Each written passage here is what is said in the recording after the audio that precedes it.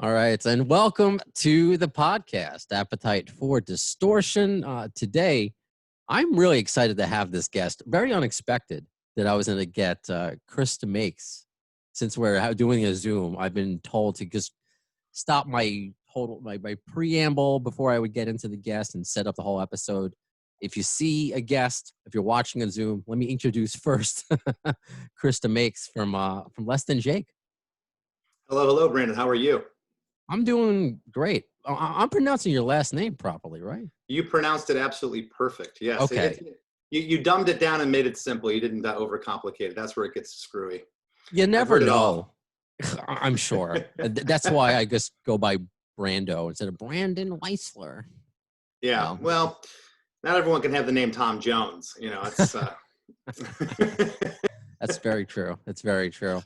But the reason why, because I've seen your name my entire life, growing up especially on, I know you're not a Long Island band, but my God, Less Than Jake in the ska scene and the punk scene. No, yeah, I do a gunsnroses podcast, but I'll tell you something. The majority of my friends were, punkers. I don't know if it was the coolest thing in the world to go to Hot Topic, but that's what I did all the time. And I grew up on Less Than Jake's music, so this is an honor, honestly. Thank you. We spent a lot of time on Long Island over the years. I kind of feel like I lived at the Crazy Donkey for a little while. So I saw at the Crazy Donkey. The only one I can recall right now is an old ska band that doesn't exist anymore. Edna's Goldfish. Oh, of course, yeah. Yeah. The thing about the Crazy Donkey, it's the only venue to this day that would put a covering over the bar, but the bar taps still stuck out, so they had to put boxes over the taps of beer taps. So there'd be these boxes at the front of the stage. And I remember the first time playing, I'm like, those look like weird monitors. I looked down like, they're just boxes. What the hell are they? And the stagehand came over and took it off, and sure as shit, there was a couple of beer taps sticking out through the stage. Yeah, that was one of the places, because over the course of this podcast, I've talked about, the smaller venues before I got to see Guns N' Roses. At the downtown, I don't know if you played at the downtown of Long Island, long deceased. God, yeah, if we did, I don't remember, but yeah, we played lots of. Remember one time in Long Island, we played it was hilarious. Being from Florida, it's always funny when, because I guess you take it for granted because there's always sun and sand everywhere you go in Florida. But there used to be this beach club in the middle of Long Island. They'd like, they had brought in sand and there was fake palm trees. And we played there with Newfound Glory and the Impossibles years ago. And I'll never forget that. Nice. No, I saw you. Shamefully, I've only seen Less Than Jake once, but it was at one of the many Warped Tours that you played out on Randall's Island. And oh, yeah. it's just we're talking about these venues and these tours, and I kind of want to know what you have going on now, because that's how I knew Less Than Jake. You played all the smaller venues. Everybody, wherever you went, you were wanted all over the states, and you're like just a wanted band. But now these venues are becoming less and less, and it's just become even before the pandemic. So how are you? I mean, you said you were, but right before we started recording, you picked up a phone saying that you're mixing new material. So I guess I want to know. Thankfully, the loss of these venues, it's not hurting a band like Less Than Jake. It seems, or can you tell? Well, yeah, it's. I think it's a case by case situation. I know a lot of musicians. I have friends of mine that are in way bigger bands than ours. Talked to a couple of them recently that one of them's just in a really bad way right now. He's just depressed. He's depressed, about a number of things, what's going on in America, socially, politically, and just not being able to do what he's done for the last 20 years, which is get in front of a live audience. And, I kind of ran the other way. I just dove into projects. And so I've just, really stayed busy. I have a podcast myself called Chris DeMakes a Podcast. I mean, it was made for you. Have you ever used that play on words for anything? I used to get Chris DeMakes a diorama. Did you submit? I used to get effed with when I was a kid. So people used to say, Chris DeMakes a pizza, Chris DeMakes a pie. And okay. I had told that to my wife years ago. And so I was trying to think, you know, it was like, I know Mike Herrera from MXPX, it's the Mike Herrera Hour, and there's, you know, podcast with so-and-so, and there's all these different names. And Right. I was just racking my brain, and my wife was like, how about Krista Makes a Podcast? And I looked at her, I go, are you serious? She goes, I'm dead serious. And I was like, son of a bitch, that's it. Yeah, it's one of the, I'll show all those people from high school. So I know so sometimes it's too perfect. Just don't fight it. yeah, so it's a songwriting podcast. Each week the theme is strictly songwriting. It's not an interview. I stress it's not an interview. After being in the business for 30 years, the last thing I want to do is an interview, which this isn't an interview. I'm just shooting the shit with you. That's love how this. my approach. Sure. Yeah, I love this kind of interaction. But you know, where did the band start? It's like, go read Wikipedia. I'm just not interested. And and not from an ego standpoint, but in the same token, I don't want to interview any of my peers, rock star friends, and or anybody on the show. So I get the guest on, and we pick a defining song from their career to discuss, critique, and analyze during the hour. And I'm on like the 5th month right now of the show, and it's going fantastic. Just got picked up by Sound Talent Media, which is a network, a podcast network. So I'm doing that. I'm doing custom songs and jingles for people. So I do podcast jingles. I do jingles for businesses. I just did a pizzeria in Florida. That's great. I do voiceovers. I also do one-on-one live video sessions where I'm producing and collaborating on songs with people. Oh, wow. My first book is coming out in November. It's called Blast from the Past. It's coming out on Smart Punk Records. I have 2 songs that are coming out on that are going to be released. And so that was the music I was speaking of. And there's all kinds of bundles and stuff are going to be with the book. Less Than Jake's new record is coming out very soon. I can't go into all the details yet. Depending on when is this going to air? That's a question I meant to ask you. Well, as we're recording this, so I try to be in this is again the relaxed feel. I say it into the microphone. There is really no fourth wall. So as of today, it's September 9th. I aired my Dave Mustaine interview last night, and I want that to kind of breathe a little bit because Dave usually gets some clickbait. I don't want to say clickbait. He gets headlines. So I want to, of course, and I don't want that to overshadow some interviews that I have coming up. So I may air this. I'm probably going to air, even though I'm so excited to talk to you, and I want to get this out. But I don't want Dave to overshadow you or you to overshadow Dave. So I'm probably going to air this the 14th. Let's just say September 14th. That's when you'll be listening to this as of. Perfect. Well, just keep your eyes peeled. There'll be announcements very soon regarding Less Than Jake's new record. The album's called Silver Lining, so that's coming out. And you know, the band's been doing songs in quarantine. You know, we did three songs. We called it the Lost at Home Sessions. We filmed a video of all of us, like you've seen a lot of bands doing. So you know, just doing that. I've also been doing quarantine covers with other bands. There's a band called What in Tarnation. 2 guys are in Texas, 1 guy's in Arizona, another guy's in Porto Alegre, Brazil. And Scott Reynolds from the band All. Scott is, he's in upstate New York. So we've all been collaborating, and I did 2 songs with those guys. I did a song recently with Angelo Moore from Fishbone, Darren Pfeiffer from Goldfinger. We did a cover of Operation Ivy's Unity. Okay.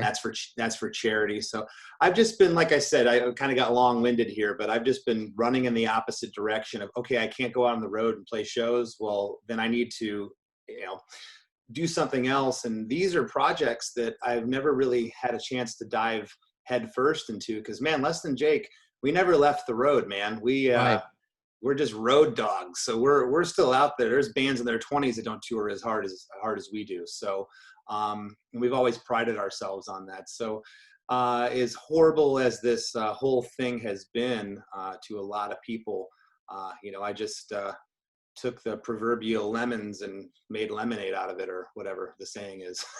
You really are. I mean, wow. It's not even you took like one project. You have so many different ones. And I will say, and I would go to you, but my theme song was made by Mike Squires from Duff McKagan's Loaded. Otherwise, if anyone else is looking, I mean, it's perfect. I mean, it's a GNR podcast.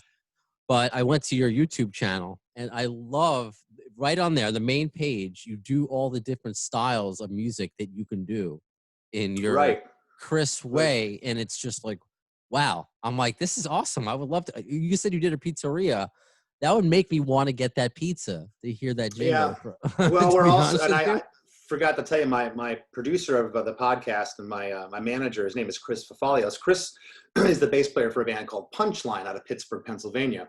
And Punchline was on Fuel by Ramen Records years ago, and that's how we met. But anyways, Chris and I also offer, well, he does the animation, but we offer custom songs and animation. Or if you have a video of your or a song of your band that you want put to animation, Chris does the animation. So that's another thing that we're offering. Yeah, because the animation on that video. Is Yeah, he did that.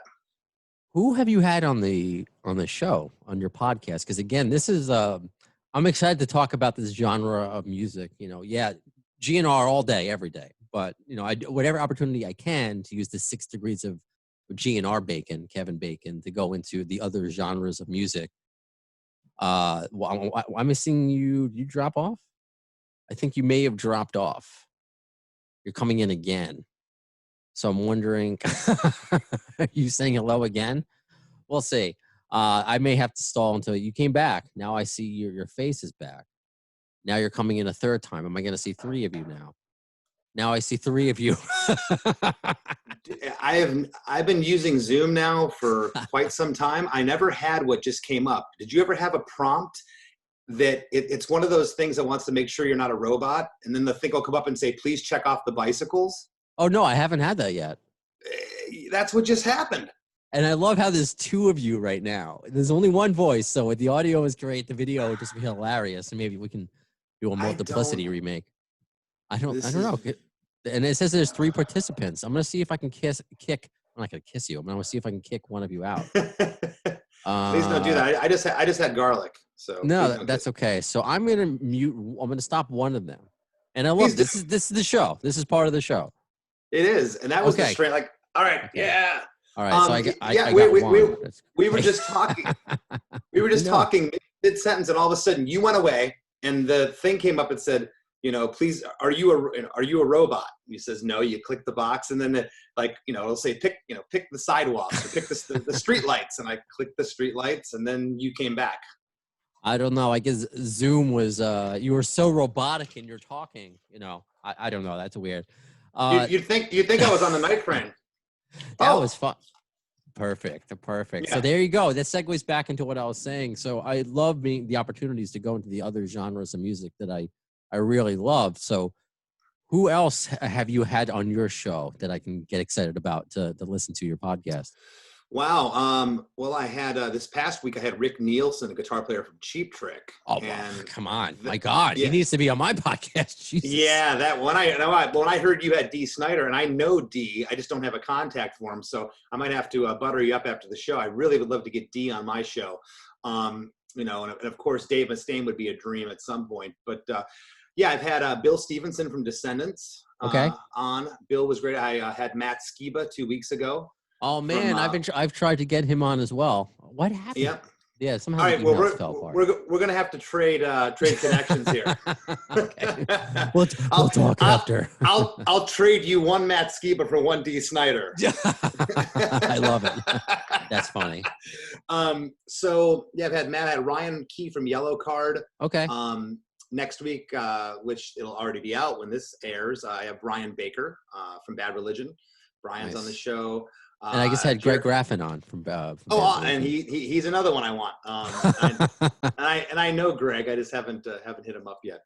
But John Feldman from Goldfinger. I had Roger Lima, our bass player from Less Than Jake, was on.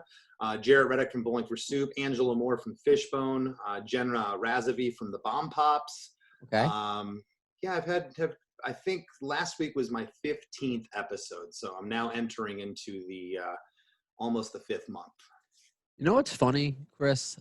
When I heard you had a podcast and how new it was, first thing I thought to myself was, how is him and his personality not on this earlier? I was actually surprised that you're finally, and I'm glad you are, and you've already cut your teeth. You're 15 episodes in, great episodes, but I thought you would have been in the podcast game like a Well, year ago, 2 years ago, or was it touring that prevented you? No, it wasn't. It was probably about 10 years ago. And, for everybody out there in internet land, a podcast is a fancy term, a new age term for a radio show. That's essentially what this is. And, Yes. And I I, went to, I approach mine like a radio show. That's how yeah, being it's, from it's really, radio. it's really what it is. And, not to toot my own horn, I went to school for telecommunications. I always thought I was going to go into radio. Oh, okay. I didn't know that. It's not much different for me than being a front man on stage. I'm quick with banter. I'm Yeah. quick on my heels. I come in, and with my podcast, I come in completely prepared.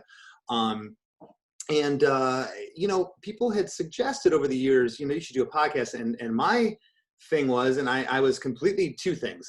As I get older, I can admit that I don't know everything. Yeah.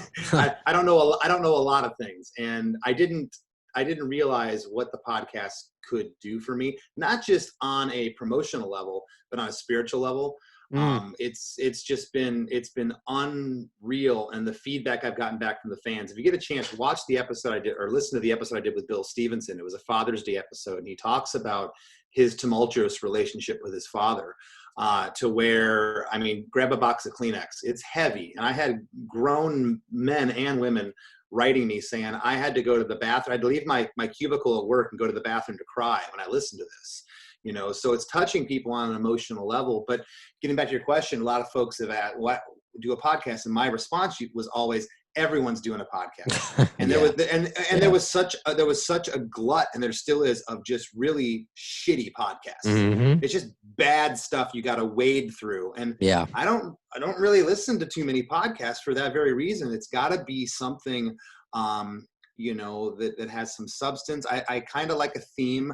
I don't really like, so what have you been up to, man? Where you at? Like, what's the name of your band mean?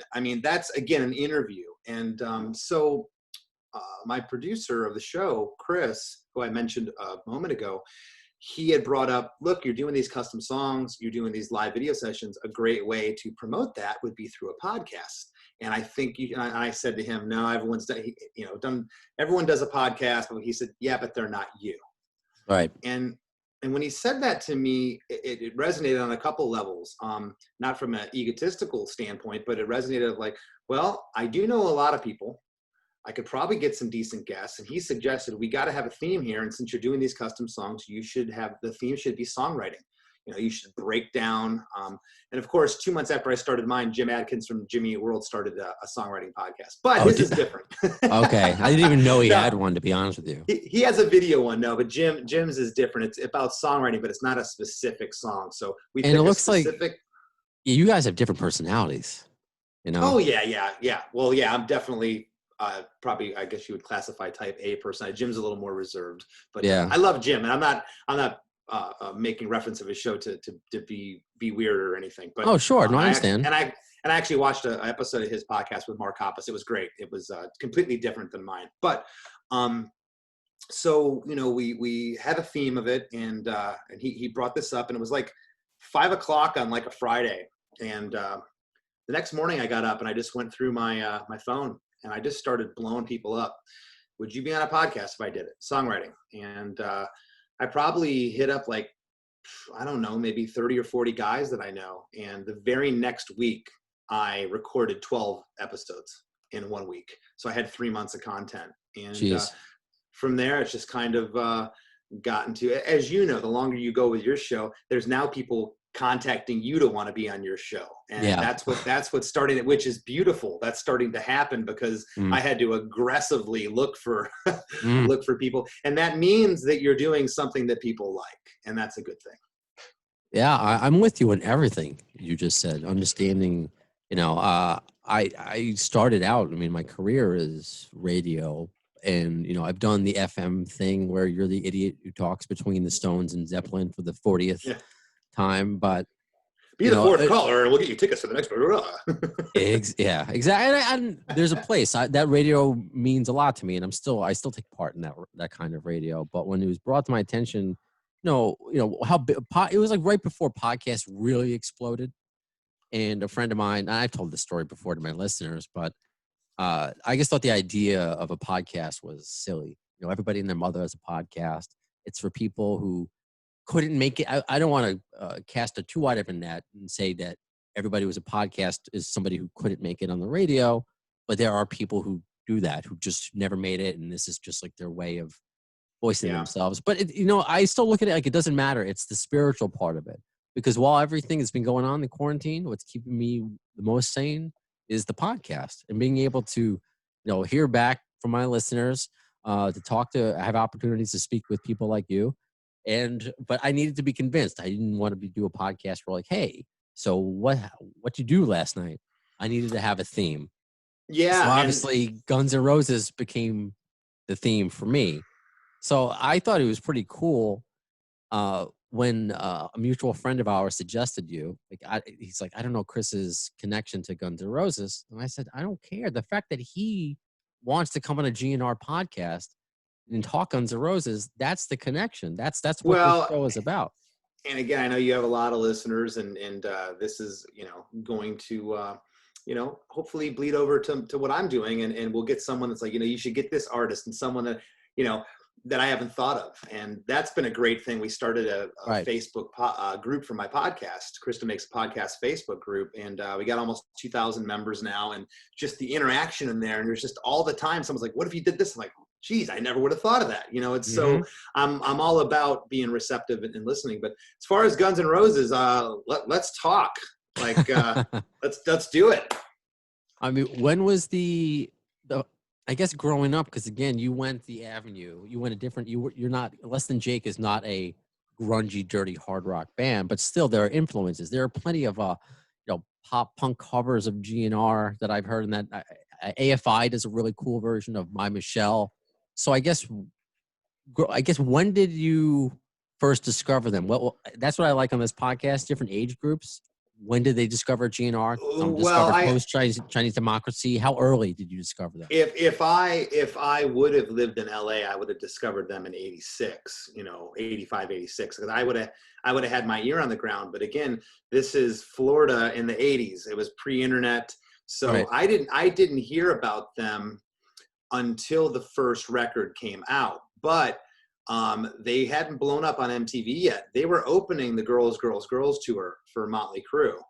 And they came to Fort Myers, Florida on that tour. And it was a school night. My parents wouldn't let me go. And so I would have been 15 then, 14 or 15. And some friends did go and told me that, Guns N' Roses mopped the stage with Motley Crue. They blew them off the stage. It was the most amazing and energetic thing ever. Welcome to the Jungle was getting some play at that point, but Guns N' Roses wasn't an overnight success. And it was just, I remember what happened with them. It was, I think Appetite came out in 87 and 87. Mm-hmm. And it was a full, probably 10, 11 months later, it was when Sweet Child hit that all hell broke loose. And then of course they started playing Jungle, and then Paradise City was next, and the rest is history. There was something that was there with these guys that, there was a lot of poofy hair and a lot of non-substance in the 80s. You had to really dig through that to get to the good songs. And Guns N' Roses, they just they struck gold with that record. Mike Klink had produced a lot of stuff that I didn't like, and stuff after that I didn't like. He just somehow put the microphones in the exact right place and captured lightning in a bottle with these dudes on that record. And to me, they're what Aerosmith was doing in the early to mid 70s, that dirty, mean, blues based, just dirty rock and roll, no rules. And when they came out, nobody sounded like them. And nobody's ever sounded like Axl. They could try to, but you can't sound. That's what do you want to call it? A God-given thing. That's something inside. You could fake it. Oh, sweet child. Get up in the falsetto. No one could. I've seen the cover bands, and there's guys that do a good job, but he's a unique thing. And then combine that with the explosive personalities of Duff and Slash, and of course Steven. It was just, and Izzy, I was blanking on his name, Izzy Stradlin. it was just, they were just different. They really stood out. What were you listening to at 15 that, you know, when they kind of, when you kind of, they were on your radar and your friends were going to Motley Crue? Were you listening to the Crew, or So what was there a wider array of bands? yeah, so you know, I was listening in when Guns came out in '87, literally um, the year before. So I was like maybe 13. Yeah, I was 13. So that would have been '86. A friend of mine had come over and he had this beat up cassette, and it was like had like a lot of hiss on it. It was just like a fifth generation cassette. And I'm like, what is this? He's like, it's the Misfits. I'm like, what is Mm. that? He's like, they're a punk band. I'm like, okay. And I'm like, what's it like? And he's like, I don't know. I can't explain it. It's like I can't remember what the band was he said, but I remember him referencing the Munsters, the TV show. He's Yeah, like, it's like basically saying it's horror rock, you know. And there wasn't really a name for it. Again, pre-internet, and it's so funny to think in '86 that the Misfits had only, you know, were only a band at that point for like 5 years, you know, 6 years. And he played me. I remember it was Skulls. Skulls, I Turned Into a Martian, and like one other song. And I was just like, it just was like, whoa, because all I knew was radio and MTV at that point. My mom and dad are musicians, so I okay, grew up in a musical household. You know, everything from album-oriented rock, Boston, Night Ranger, Survivor, to the metal stuff. Around 84, 85, when, you know, I had Ride the Lightning before Master of Puppets. So I was on to Metallica, onto what they were doing.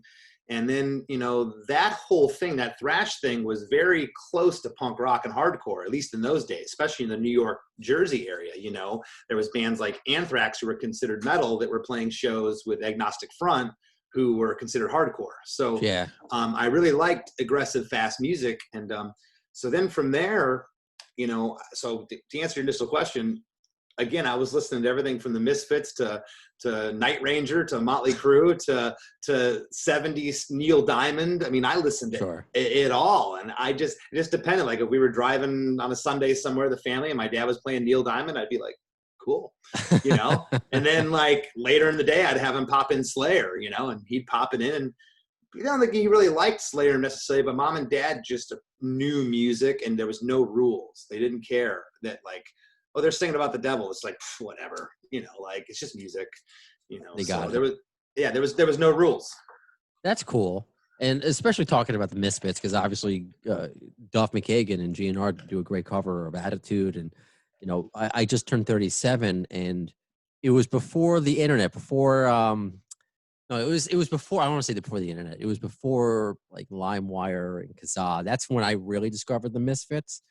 But first, it was listening to the Spaghetti Incident and what is the song Attitude, and then going back. So it's always interesting to see, you know, these bands that everybody knows. When do you find them? If you're not, you know, you're not all growing up at the same time. So it's just very cool to find them. Well, yeah, I mean, and so it was the Misfits, and then from there, it just kind of just snowballed. The next thing you know, someone brought a Circle Jerks tape to school. I remember someone brought Agent Orange to school. Uh, Buddy of mine was into Dag Nasty, which was Brian Baker's band from Bad Religion. And then I met our drummer Vinny. Met him in late '88, early '89, and we formed a hardcore band together that preceded Less Than Jake. And it, you know, we never played shows really or released anything. It was just kind of like a garage band. But he was very big into mail order and 7 inches. And, you know, that's where I discovered Lookout Records, and then Epitaph Records. And then, you know, the floodgates were open at that point. It was like, oh, okay. And there was Maximum Rock and Roll magazine, Flipside magazine. And these were places you could find out about some band from British Columbia, some punk band. And you're like, what is this? And like, and then it'd be descriptions. So, well, it sounds like this band meets this band. You'd be like, okay, I'll take a chance on it. And you'd order the 7 inch for $3, and the next, you know, week or two later, it would, you know, show up in your mailbox, and that's how it was. And there was a lot of tape trading going on, which was a poor man's term for file sharing. So I'd be making tapes for my friends, and they would for me. And dude, you got to check out this band. And it was just a complete obsession at that point. I just had an idea for you. I don't know if you saw they eventually made a song and a video for it, but Coheed and Cambria and Rick Springfield. Uh-huh. Do you know that story at all? I've never heard that story. No. So this was recently. Rick Springfield, you know, Jesse's girl. Sure. He's active on Twitter, and he was tweeting that he just discovered Coheed and Cambria. And he's like, this band is so great. And Claudio responded, he's like, you know, we're big fans too. And they ended up, Claudio and Rick Springfield ended up doing like a Facebook Live together to discuss making a sequel to Jesse's Girl. And it sounds nothing like Jesse's Girl. It's a totally Coheed song, and Rick Springfield sings on it, which of course you need to, and it's great.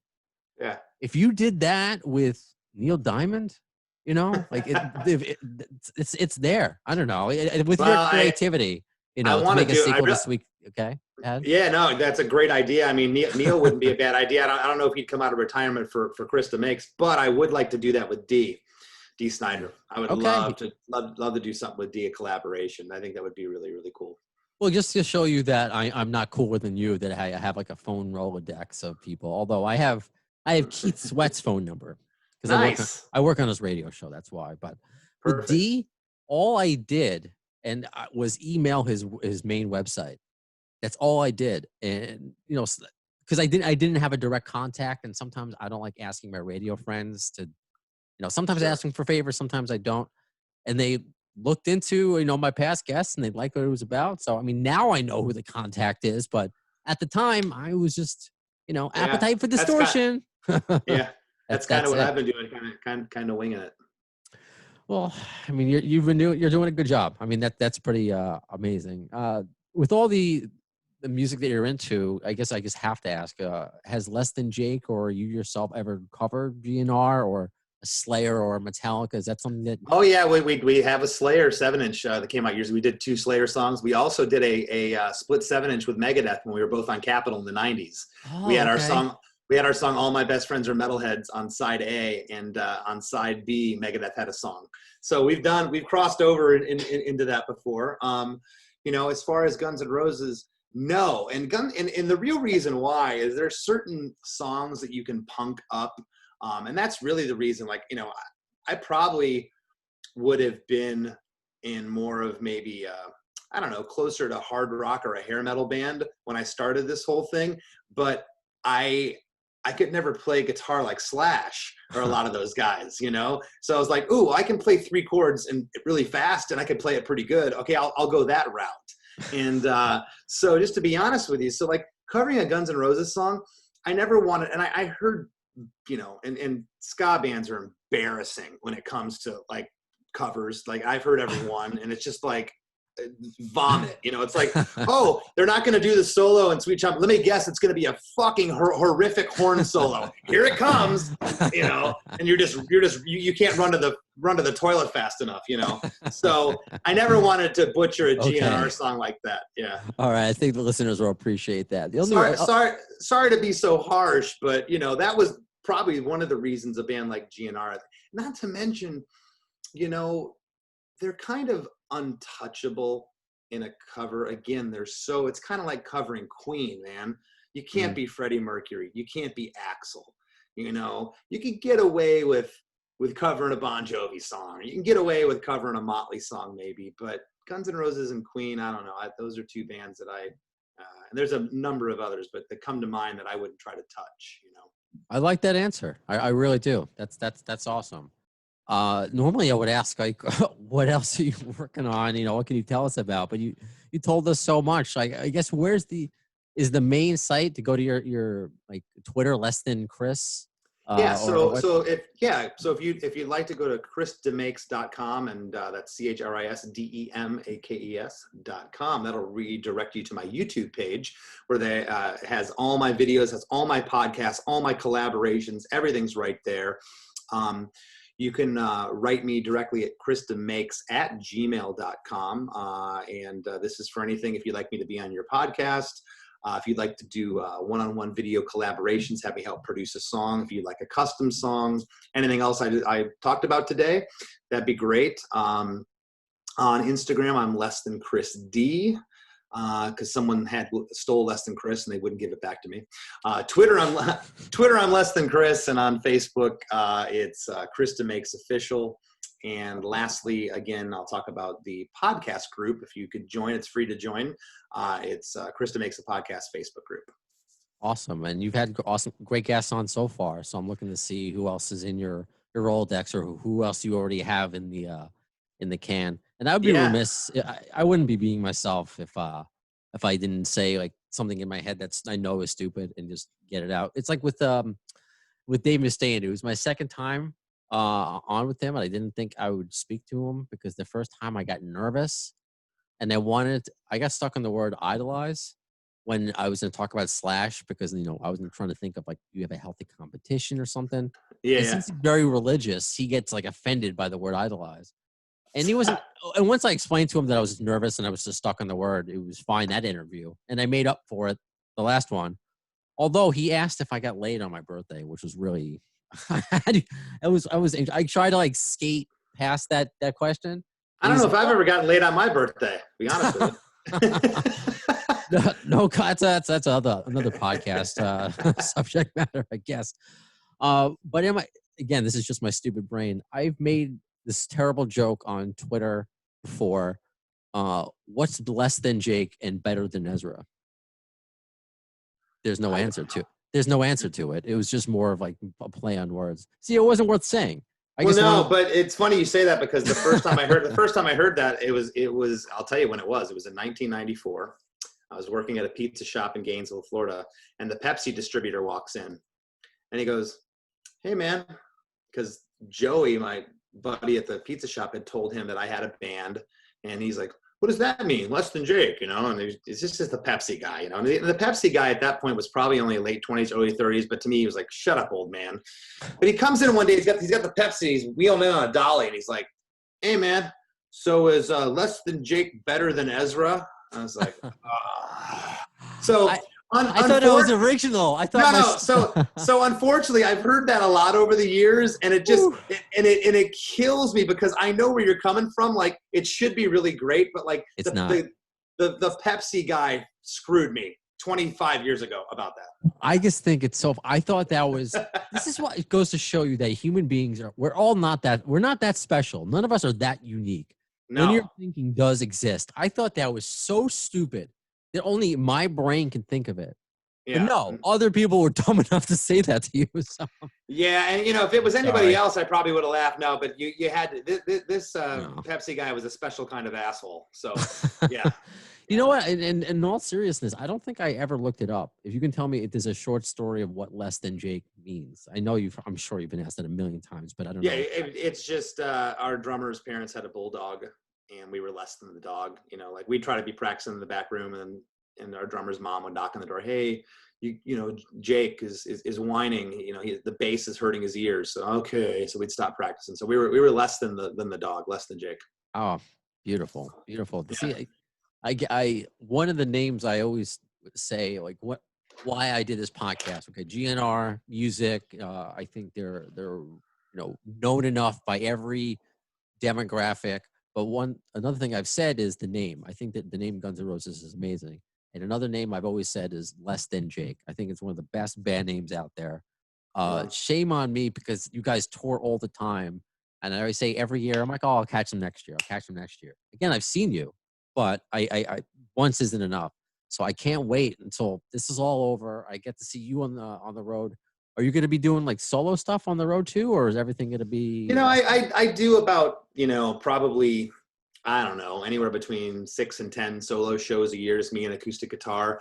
I don't know if I'm going to do it this year because of everything's going on. It's usually around the holidays. I'll go down to Florida. I've done shows in New York. I've done a couple shows in California. So it's really just for fun, go out and play. But, I don't have any aspirations. I've never formed a solo band. And in fact, the songs that I have coming out soon, those are, just songs as a kind of a vehicle for the book that I have coming out. So I don't have any aspirations to get in a van and put a band together. It's not happening.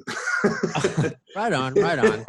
Well, next time you're in New York, and I'll wear a mask, whatever the situation, constant situation is. I can't wait to see you in person And I would Right be on. remiss. Behind you, there's a handicap sign. Is there Yes. any particular significance to that?